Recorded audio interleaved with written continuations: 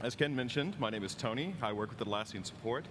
And one of the things I do is to look at the JIRA instance that we use to provide support to you, the customer, and try to learn what we can about how we're meeting your needs and how we can improve our processes. And I'm here today to talk to you about a new feature in JIRA, change history searching, which will let you build up a mountain of data and then drill into it to find the things you need, the gold you need to improve your processes.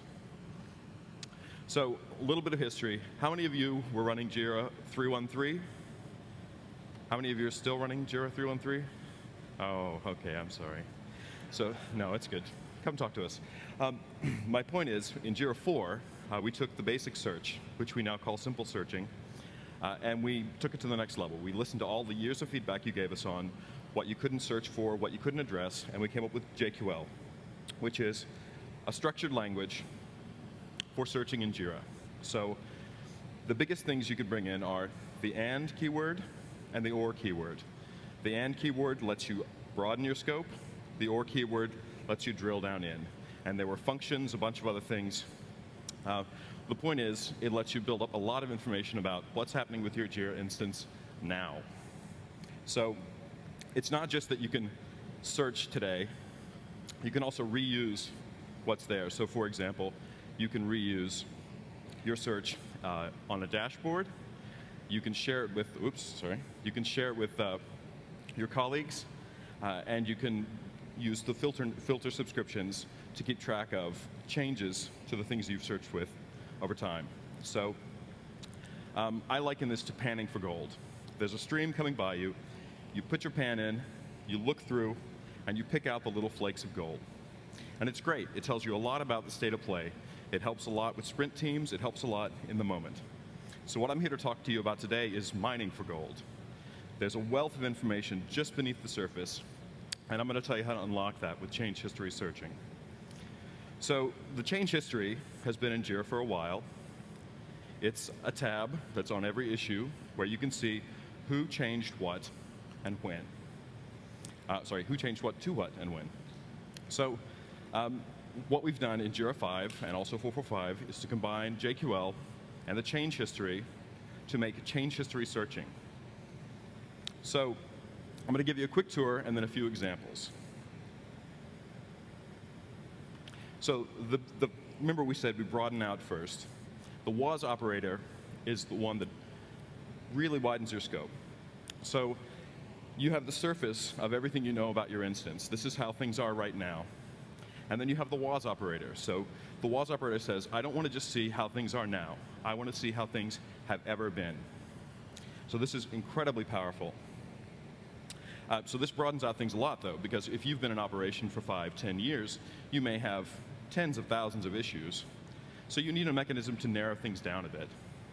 And this is where we've given you new tools, like the changed operator, where you can say, OK, I want to see cases in which the field has changed, maybe from what to what, and who did it. You get kind of audit log searching.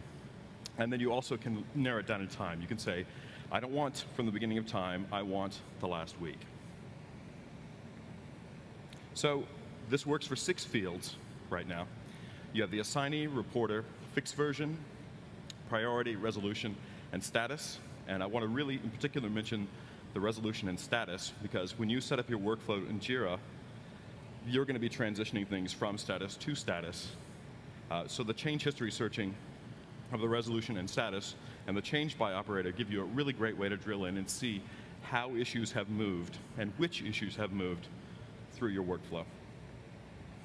So since we don't have a lot of time for questions, I'm going to steal it all and give you a few of my questions and show you how we answer that with change history searching. So pretty famous quote, if you can't remember the past, you're condemned to repeat it. So I'm going to give you an example of us repeating the past. So where does your backlog come from, right? You have some issues that you decided to do from scratch, new idea, came to you in the shower, fresh idea. Most of the ideas, though, came from somewhere before you stepped into the room and started your sprint planning. So your backlog, let's say you have 53 issues that are tagged for release in the version that you just put out. That's great. What's amazing about the change history search is you can extract and see how many of those you thought you were going to fix last week that you didn't get to. So in other words, 53 minus 71 minus 53, you've got about 18 issues that you thought you were going to fix, but that you didn't. So you can actually measure your debt, how much you don't complete each week, and work to reduce that. Here we go, 13 issues, right. So here's another question. How busy are you? How many of you use the number of issues assigned to you or other people to keep track of your workload? Yeah, we do that as well. So if you were to look, for example, at one of my colleagues here and say, show me all the issues that are assigned to her and that are in an active status, that are waiting for her to act on them, you'd see that she has about 4 issues. And you'd think, huh, she's maybe a little underloaded. The amazing thing about the change history is you can say, show me all the issues that have been in a state where they're requiring action. So you can say, I want to see the issues that she already took care of this morning and the issues that are still waiting for her. Suddenly you see she's not got 4 issues today, 13 issues.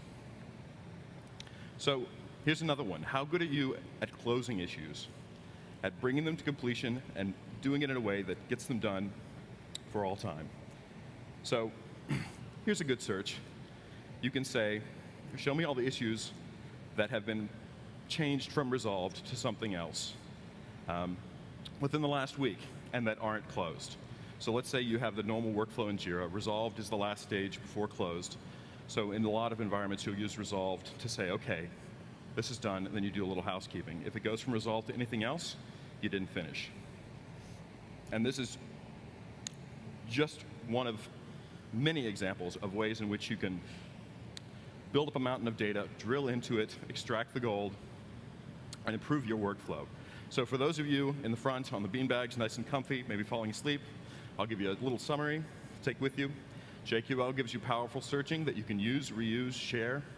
The change history takes you from the surface all the way through the entire life of your issues and your instance. And then change history searching lets you put these together and improve the way you work. So I'll be off to the side afterward. If you have questions, I'll also be in the support bar from 2:30 to 5. And if you come by the support bar, I'd be happy to give you a live demo of the change history search. So that's it, guys. Thanks, Tony.